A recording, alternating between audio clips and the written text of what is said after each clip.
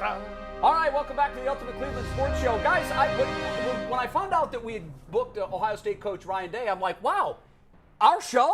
Like, our show? We've only been on the air 3 weeks. We got the head man at Ohio State, and our producer said, yeah, we had to pay him quite a bit of money to get him. No, that's not true.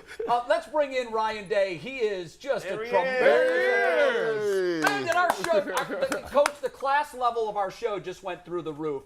Before we start our first question, we did hard-hitting investigative reporting last night. I wanted to dig into the details of your contract extension, and I was able to determine that it is a multi-year, multi-dollar deal. So congratulations on getting a new contract extension.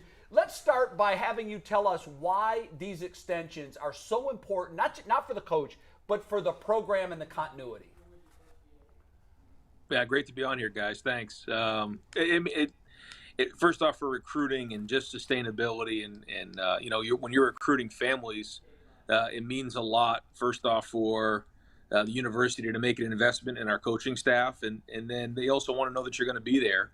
And there's so many things that get thrown out there, certainly with different job opportunities and those types of things. And I can, say that I want to be at Ohio State till I'm blue in the face, but actions speak louder than words. And so, everyone here has had a big part in all of this. And I think we have a really great staff and really appreciate everybody who's, got us to this point, and certainly very blessed to be in this situation. I can't believe you said blue in the face. I didn't think you'd use the word blue. Oh, that's true. Or say the word of the state of the up north. But I understand what you're saying with the analogy. And I can tell you from a fan standpoint, thrilled to have you and to know that you're going to be here for that long. No doubt. Hopefully well beyond this extension, because I think the program is in a really, really good place. I think the Buckeyes got to ask the next question. Yeah, Tyvis, I think he's you're got on the to clock, go bro. Well, Coach Day, I see it's this. It's rumored that the Big Ten is getting rid of divisions. They want to get rid of the Big Ten with West and the East. What's your thoughts on that? Well, I think one of the things we've got to do is adapt with the times, and there's a lot of change going on. As you know, there's so much going on in college football, and every year there's just new challenges that are coming our way, and making sure that we're on top of that. I think when you look at the divisions, there's been different things over time that have happened in the conference. We had the legends and the leaders, you had the East and the West, and now they're considering no divisions. I think it's interesting to look back on the last couple of years and how the Big Ten championship would have played out if it wasn't East versus West. I think it does give us a little bit more of a margin for error. So I think there's arguments on both sides, and kind of lead that up to the ADs and the commissioner in that area. Coach, I have a major concern I got to get to here. I'm concerned your beard's too good looking. This is a problem here, Coach.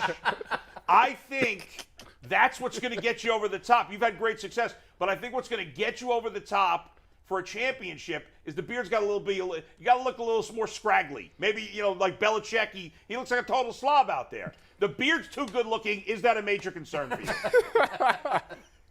Well, I got to tell you, I think it's first off, the beard is a step in the direction of making sure that they understand that we mean business, but it also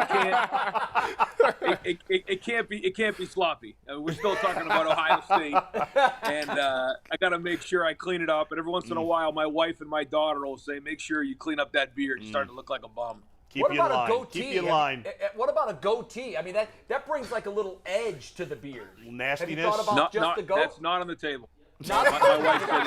No, that's not on the table. What do you think of this look here? Oh, We found some interesting beards in sports. Yeah. You're a beard connoisseur. No. What do you think of these? Yeah, that's nice. I think I'm going to have to win a national championship before I can start getting into these guys' world. Oh, please don't go James Harden. Oh, that would be terrible. Now, that's a bull kind of beard. He loves that beard. You can't even see his mouth. Yeah. I'll have a little bit more margin for error if we win the whole thing. I can promise you that. But right now, I'm going to keep it nice and clean and just focus on getting better. There you go. Coach, I will tell you this, man. I'm willing to make you a wager. I've been, I'm not going to say Michigan or blue or anything, but we got to have a little wager here. I was going around, and I've been at Target. I've been at Walmart, and they don't have some of the gear that you guys have. They don't got none of these nice coats and gear. You're getting second tier. Yeah, I'm getting it. We don't get none of the top tier gear. You know, Tyvus was saying that he's in a need for some Ohio State gear. He wears a 3X now. He wears 3X. Tell him, you know, let him know Tyvus now. Yeah. You know, 3X. You know, send about 3 sweaters, 3 hoodies, a couple of T-shirts. Tyvus a big fella Trying now. to put on some weight. You know, I'm trying to fill into it, Coach. You got to fill into it. I think we got to get Tyvus a name, image, and likeness account here. So we're going to get him some gear and a little bit of money. All just aside, I want to ask this question here. How did you guys go? When I grew up, they had John Cooper, right? We had Eddie George. We had guys, we was going to line up. Joey Galloway. We going to pound the football. You may get 3 or 4 passes if you're lucky. How did you guys turn into the air raid Ohio State Buckeyes? Now, no disrespect to Travion Henderson because he can run the ball, but I mean the receivers you guys got. I mean Smith and Jigba, Olave, Garrett. Heck, we still taking credit for Jamison Williams down in Alabama. How did you guys really just turn into that power in throwing the ball all over the park? Well, I think if you're going to win the whole thing, you have to be able to throw the ball at a high level, and you have to be able to run the ball at a high level. I mean, you have to be physical on short yardage. You have to be able to run the ball in the red zone. I mean, you have to establish a run and have balance. But you also have to be able to win the game in a 2-minute drill and have to be able to throw the ball at a high level. And when you look at, you know, the national championships over the last decade, that's been the case. So it's something that we put a huge emphasis on. I think it started with Dwayne Haskins and the way that, in 2018 we threw the ball. It created a lot of excitement. It attracted some of the best quarterbacks and wide receivers in the country. And they just saw what we were doing, and they saw the way we threw the ball. And I think, now being the head coach and still being involved in it allows me the opportunity to have a great feel in game for what's going on. But it really comes down to the players and what they've done. But they've grabbed onto it. I think what Brian Hartline's done, Kevin Wilson, our staff has had a huge part in all of this. And so we just want to keep it going, keep it building. And I think, you combine that with what's going on defense right now with the new staff, we're excited going into this first game.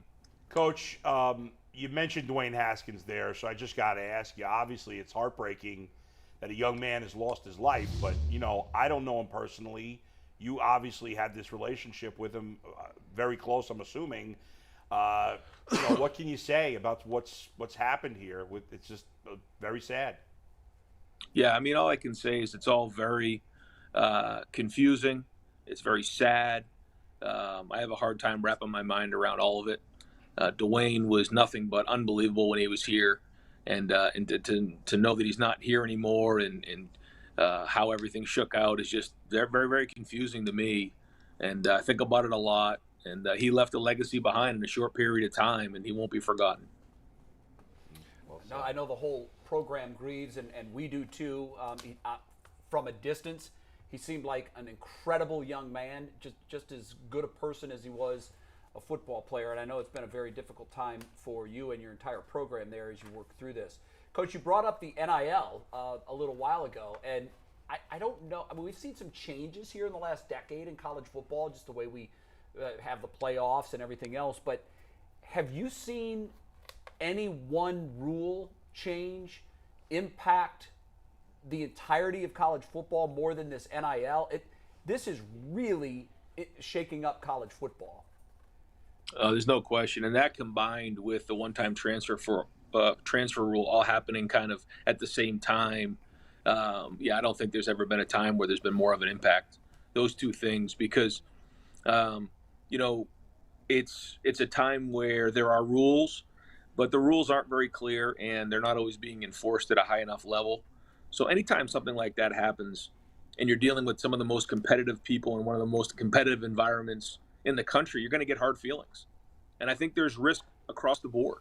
There's risk if you do nothing, then you're going to fall behind. There's risk if you go too far ahead of it, then you put yourself at risk of getting in trouble or embarrassing the program. The thing that I just right now, the way it is, it's like the speed limit. If the speed limit's 45 miles an hour, how many miles an hour are you willing to go over the speed limit before you get pulled over? Interesting. And Great. that's where right now it's uneasy, it's unsettling. But we've been focusing our time on trying to figure out how this fits for Ohio State. And we've always done things the right way. We're going to do things the right way, but we also need to make sure we don't fall behind and stay ahead of the game. Right. Coach, I ain't going to call them traitors, but you got some former Buckeyes that you're going against in that first week, with you got James, you got Marcus, and then you got, I think Al Washington went over there. What are we expected to see out of this Buckeyes? I mean, I know Coach Mick, after that Team Up North game and all that, I know this offseason had to be tough because I know Coach Mick personally, and I've been through it. So, what can we expect to see this game one against Notre Dame? Night game in the shoe. Well, we start off right out of the gate with a huge game, and they have a great program, and they're great coaches. That's why they're there. But we're talking about competitive stamina this year as being the focus. Is that, as you know, Tyler's like, we're not allowed to lose a game here. We just can't. Correct. And you win 11 games, you 11-2, win the Rose Bowl, and that's a down year, and that's just part of the expectations here. So we have to start right from the first game. In the NFL, you can lose 4, 5, 6, make the playoffs. We can't do that at Ohio State. So we got to start right from the first game, bring it every week, not have a letdown, stay healthy, and then play our best football at the end of the season. We're talking with Coach Ryan Day, of course. Coach, I'm curious, we've talked about some former quarterbacks. Justin Fields, it's been a struggle so far for him in Chicago. I don't think they've really helped him much. There's not been much around him. But what is your relationship like with him right now? And are you confident that he's going to be able to bounce back there in Chicago? I shouldn't even say bounce back because he hasn't really been given much of a chance to succeed at this point. But how do you think he's going to fare long-term in Chicago? Well, it's really about how they want to develop him. When you're taking somebody who's only played 3 years in college football and really only played a year and a half because he played the 19 season, didn't really play much in the 18 season, and then in the 2020 season was cut short because of COVID. And then he steps into an NFL environment. That's much different than somebody who's been playing somewhere for 5 years and has 3, 4 seasons under their belt going into the NFL. So I just think the focus has to be on his development and what they put around him and playing really good defense, running the football, and start to build him over time. They've invested money in him and a draft pick in him, and he's very, very competitively tough, very intelligent. I mean, all the reasons why you'd want to invest in someone, that's Justin Fields. But, it isn't just going to happen overnight, and I hope they understood that going into it because this is somebody who didn't play a ton going in but certainly has a tremendous ceiling. So his development over these first 2 or 3 years is going to be critically important to how long he lasts in the league. But I can tell you this, there's not a more talented, competitively tough guy that I've ever been around. Coach, I feel like you seem like someone who's emotionally invested in your players. And is it hard when a player, I know you haven't been a head coach that long, but when a player goes to the league, obviously so many Ohio State players go to the NFL, so many have success. When a player goes and maybe doesn't have the success that he thought he would have, is that does that hurt you personally? Like, not just in terms of feeling bad for that guy. Yeah, because we want everyone to do great. We're pulling for them, and we become fans and try to follow their career. And so that's a big part of what we do is develop guys to go into the NFL and certainly have a great track record of that. But we want guys to do well, and that's a very, very difficult league to do well in. But our guys have done better than most, and so we're proud of that. But we kind of become fans, and after a game, Sunday we come in and do our work, and at 1:00 and before all of our meetings, that in the locker room, all those games are on, and we try to make sure the Buckeyes are on. Everybody's cheering for them. So that's how we follow them. Coach, we do an absurd thing on this program. It's absurd hypotheticals. And I was thinking last night, what's an absurd hypothetical I could throw at Coach Day? And this is the most absurd thing I could come up with. So we're going to have, I know, this is nuts now. This is nuts. You're going to have to use your imagination. I want normally there's a 4x1 in track and field, but for this particular scenario, it's a 2x1. So there's 2 runners, and each is going to run a 100-yard leg. And here are the teams, okay? Jimbo Fisher and Nick Saban are one team, and you and Jim Harbaugh are the other team. Oh, wow. Who wins that 2x1 and why? I think the race may be canceled due to the lack of interest. No, listen, Coach, if we were to pay-per-view this, Imagine the money that could be raised for charity. Oh, yeah. If we could, I would pay good money to watch you in track shoes pass a baton to Jim Harbaugh. Actually, I think you would run the leg. I think you would dust Jim. So Jim would run the first leg. He would pass the baton to you. Nick's going to run the first leg for Team Saban and Fisher, and then Jimbo's going to bring it home. I don't know that there's a sum of money I wouldn't part with right now to watch that happen. The interest would be off the charts, Coach. He's not into Well, it. I think it may be better if,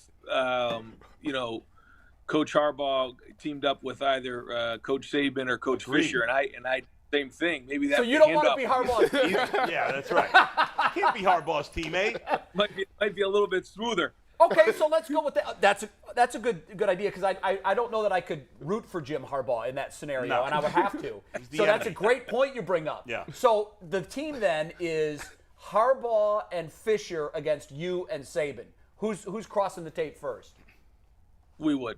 Yeah. I like it. There we go. I like There the we go. confidence. Hey, Coach, how hard is it, not just because of last year and what happened, but just in general, and obviously Tyvus can answer this from his personal perspective, but how hard is it, if at all, to, maybe it's easier this year because you're playing a really good team in Notre Dame week 1, as you mentioned, but is it hard to not have the guys thinking all the way ahead to Michigan at the end of the year, or is that not a concern because guys know how to stay focused on the task at hand?